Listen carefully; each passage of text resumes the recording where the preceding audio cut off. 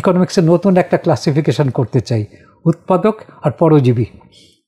পরজীবী হলাম আমরা, এবং আমরাই কিন্তু সব ডিকটেট করছি এবং আমাদের টার্মসে। এবং সেই জন্য আমরা এই টার্ম যদিও মানে বড় হয়ে যায়, কিন্তু আমার ছাত্রদেরকে আমি এটাই বলবো, আমাদের নিজেদেরকে আয়নায় একটু মুখ দেখতে হবে। যেমন আরেকটা খুব ক্লাসিক এক্সাম্পল বলি, খুব মানে চোখে পড়বে, সেটা হচ্ছে যে আমাদের রিক্সাগুলো, এই যে ব্যাটারি পাওয়ার রিক্সা ইদানিং হয়েছে, এটা বহুদিন আগে থেকে হয়েছে। আমি 90-এর দশকে দেখেছি ওরা নিজেরা ওই শ্যালো ইঞ্জিন দিয়ে গাড়ি টাড়ি বানাতো, বেশ 10-12 জন নিয়ে চলতো, কিন্তু সব গভর্নমেন্ট অবৈধ করে সমস্ত এফার্ট বন্ধ করে দিয়েছে। তারপর আসলে ওই চায়না থেকে ব্যাটারি পাওয়ার রিক্সা, এটাও তাদের টেকনোলজির কাছাকাছি। ওই যে বললাম ইন্ডাস্ট্রিয়াল রেভলিউশনের জন্য কাছাকাছি টেকনোলজি দরকার, এটাকে আপন করে নিয়ে নিজেরা ডেভেলপ করলো, কিন্তু গভর্নমেন্ট থেকে কিন্তু এগুলো অবৈধ ডিক্লেয়ার করা।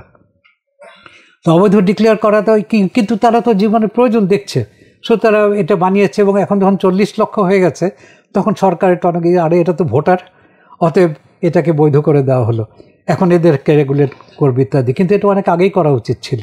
আচ্ছা, এইটার সঙ্গে পাশাপাশি বলি, আমরা হাইওয়ে করেছি।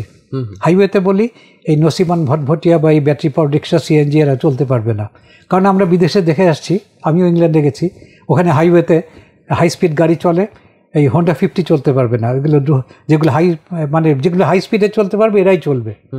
কিন্তু তার এটা নতুন রাস্তা, এই জিনিসটা কি অবজার্ভ করে না? আমার দুঃখ লাগে ওইখানে আমাদের যারা নীতি নির্ধারক, তার আগে খালি বাইরের খোলসটা দেখে। ইন্ডিয়াতে এরা হচ্ছে এ ক্লাস হাইওয়ে, পাশেই আছে বি ক্লাস হাইওয়ে।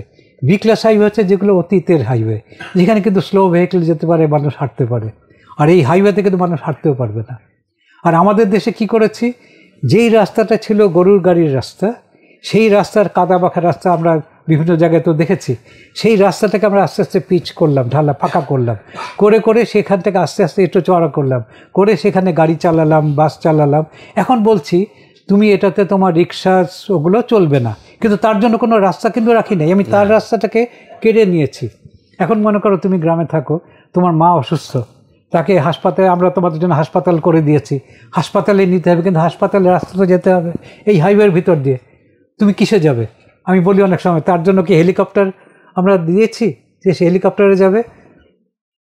আমি বলি যে আমরা মনে করি যে তারা মরে যাক, মরে গেলে ভূত হয়ে গেলে সে তার চলতে আর কোনো অসুবিধা থাকবে না, তার খেতেও অসুবিধা থাকবে না।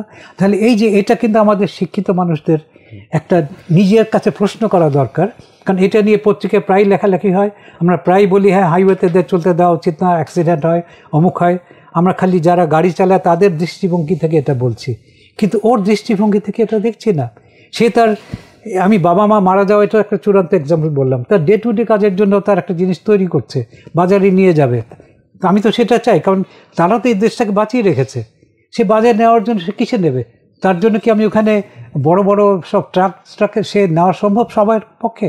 তার তো ছোট গাড়িতে করে নিতে হবে। তাহলে এটা একটা ক্লাসিক একটা, আমি মনে করি উদাহরণ আমাদেরকে নিজেদের দিকে তাকানোর জন্য, যে আমরা শিক্ষিতরা আসলে অশিক্ষিত রয়ে গেছি। এবং আমরা যদি নিজেদেরকে এই চিন্তাটা পরিবর্তন না করি, তাহলে এই দেশের কখনো উন্নতি হবে না। যতই নৈতিকতার কথা বলি, অনৈতিক জিনিসই চলতে থাকবে, যতই কিছু বলি না কেন। অতএব আমাদের সিস্টেম, যেটা আমি মনে করি system is more important than, মানে রাষ্ট্রীয় যে সিস্টেমটা। এবং আমি যেটা আমার লেখায় বিভিন্ন লিখেছি, we need a leadership, wise leadership, not a political partisan democracy. Partisan democracy যেটা গ্রিকরা বলেছে, দিস ইজ এন্টায়ারলি রং। এবং এর জন্য আমি অনেক আর্গুমেন্ট দিতে পারবো। আবার গ্রিসে কি ছিল, গ্রিসে ছিল আরেকটা খুব পরিষ্কার কথা, আমরা সিটিজেন বলি। হ্যাঁ, মানে ওখানে তো সবাই সিটিজেনও ছিল না। সিটিজেন মানে কি? মানে এখন আমরা বলি যে না, আমি সিটিজেনের আক্ষরিক অর্থ জিজ্ঞেস করি। সিটিজেনের নাগরিক, যে নগরে থাকে। তাহলে যে গ্রামে থাকে সে সিটিজেন না? তাহলে এই ডেমোক্রেসি গ্রামের মানুষের জন্য না, যেখানে আমাদের 60% মানুষ থাকে, তাদের জন্য এই সিস্টেম না। এবং গ্রিক সিস্টেমে কি ছিল? স্লেভ ছিল। স্লেভরা সব জিনিস বানাতো এবং সিটিজেনরা সেটা ভোগ করতো। ওই যে বললাম উৎপাদক আর পরজীবী, সিটিজেনরা সব পরজীবী, উৎপাদকরা গ্রামে, তারা সব স্লেভ। এবং আমরা এখনও কিন্তু তাদের দিকে সেই একই দৃষ্টিতে দেখছি।